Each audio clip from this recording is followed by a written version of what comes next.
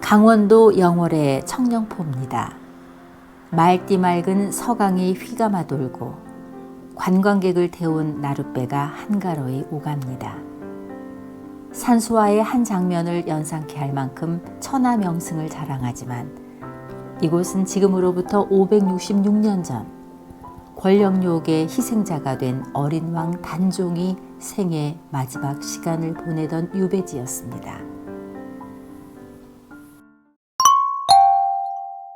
모든 일은 단종의 아버지 조선 제5대 왕 문종의 죽음에서 시작됐습니다.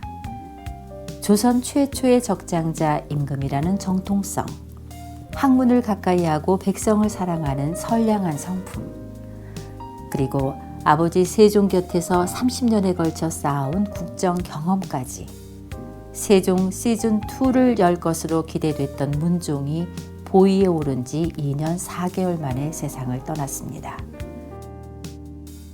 12살 아들 단종이 곧바로 경복궁 근정전에서 제5대 왕에 즉위했습니다. 한나라의 국왕으로서 소임을 다하기에는 나이가 어렸지만 그보다 더 큰 문제는 어린 임금이 기댈 만한 왕실 어른이 없었다는 점입니다. 어머니 현덕왕후는 단종을 낳자마자 사망했습니다. 그 5년 후에 할머니 소원왕후가 세상을 떠났습니다. 그 4년 후에 할아버지 세종대왕이 떠났습니다. 그리고 2년 후에는 아버지 문종까지 세상을 떠났습니다. 조선에서는 나이 어린 왕이 즉위할 경우 장성할 때까지 관리적으로 왕실 어른이 수렴청정으로 버팀목 역할을 해주지만 단종은 그런 도움을 받을 수 없었습니다. 반면에 왕권을 위협할 수 있는 숙부들은 30대 중반의 수양대군부터 10대 후반의 영흥대군까지 시퍼렇게 살아 있었습니다. 이런 상황을 우려해서인지 문종은 눈을 감으면서 핵심 대신들에게 단종을 부탁한다는 유지를 남겼습니다. 김종서와 황부인 등이 문종의 유지를 받은 고명 대신이었습니다. 그래서 단종이 즉위하자 좌의정 김종서를 중심으로 한 고명 대신들에게 권력이 집중됐습니다. 이때 나온 말이 황표정사인데요.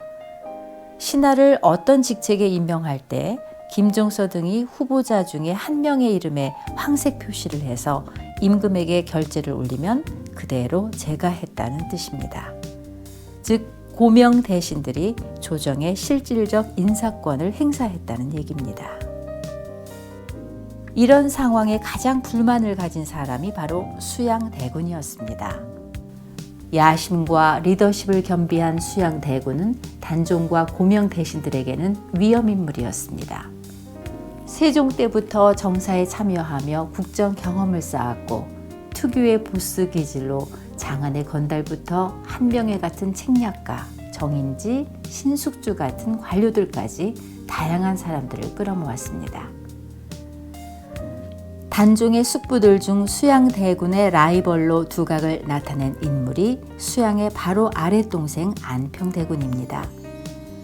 안평대군은 학문과 예술의 조예가 깊어 조선뿐 아니라 중국에도 이름을 날렸습니다. 고명 대신들은 왕위를 넘볼 위험인물인 수양대군을 견제하기 위해 안평대군과 손을 잡았고 대세가 수양에게 녹록지 않게 흘러갈 즈음에 수양대군이 쿠데타를 일으켜 김종서와 황보인, 조국관, 이양 등 실세 대신 그룹을 죽이고 동생 안평대군을 유배 보낸 후 며칠 만에 죽였습니다. 대신들이 안평대군을 임금으로 만들려고 했다고 영모 혐의를 씌웠습니다. 이 계유정난으로 수양대군은 단숨에 모든 권력을 거머쥐었습니다. 이제 단종으로서는 수양대군이 자신을 해치지 않기만을 바라는 상황. 하지만 형세는 불안하게 흘러갔습니다. 급기야 계유정난이 일어난 지 2년이 채 지나지 않아 수양대군의 동생이자 단종의 숙부인 금성대군, 아기 때 단종을 양육해 준 세종의 후궁 혜빈 양씨와 그녀의 아들 등 단종과 가까운 사람들에게 영모 혐의가 또 씌워졌습니다. 이러다가는 자신을 따르는 사람들이 한 사람도 살아남지 못할 상황. 결국 단종은 수양대군에게 임금 자리를 넘기고 내려옵니다. 상황이 된 단종은 창덕궁에서 산 듯 죽은 듯 지내고 있었는데 이듬해에 집현전 학사들이 중심이 된 단종 복위운동이 일어납니다. 훗날 사육신으로 잘 알려진 성상문, 박백년 등이 거사를 일으키려고 한 것이었는데 밀고자가 생겨 발각되고 말았습니다. 단종을 내치라는 신하들의 요구가 이어지는 가운데 이번에는 단종의 장인이 연루된 미심쩍은 영모 사건이 또 터지고 세조는 단종을 상황에서 피하고 노산군으로 강등해 영월로 유배 보냅니다.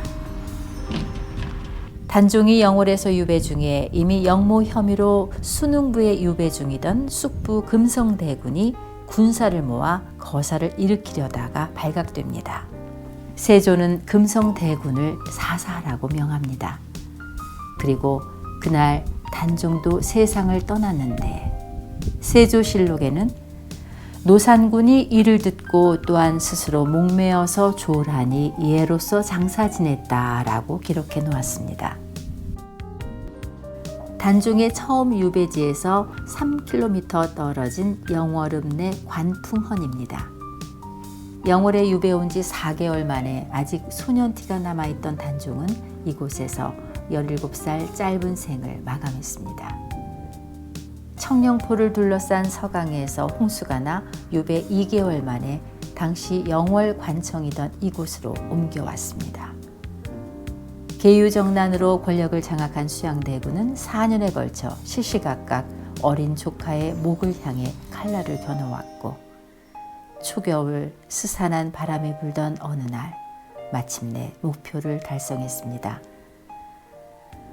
실록에는 단종의 죽음이 자살로 단 한 문장으로 기술되어 있지만 야사를 모아놓은 연려실 기술에는 금부도사 왕방연이 사약을 들고 가서 감히 말을 못하고 마당에 엎드려 있는데 하인 한 명이 활줄에 긴 노끈을 이어서 단종이 앉은 좌석 뒤 창문으로 잡아당기니 9구멍에서 피가 흘러 즉사하였다고 전하고 있습니다.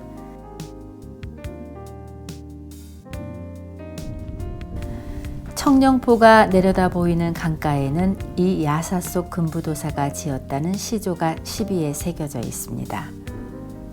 천만리 머나먼 길에 고운님 여의 없고 내 마음 둘 데 없어 냇가에 앉았으니 저 물도 내 마음 같아서 울며 밤길 가는구나. 단종의 정확한 최후의 모습이 확인된 건 없지만 세조에 의한 타살인 것만은 분명합니다.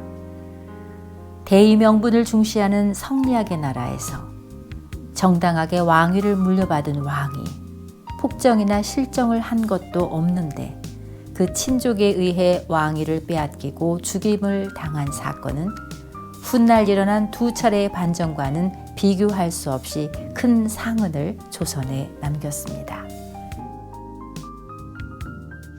주피디의 역사여행 다음 시간에는 이렇게 죽은 단종이 어떻게 되살아나 태백산 산신령이 되었는지 소개해드리겠습니다.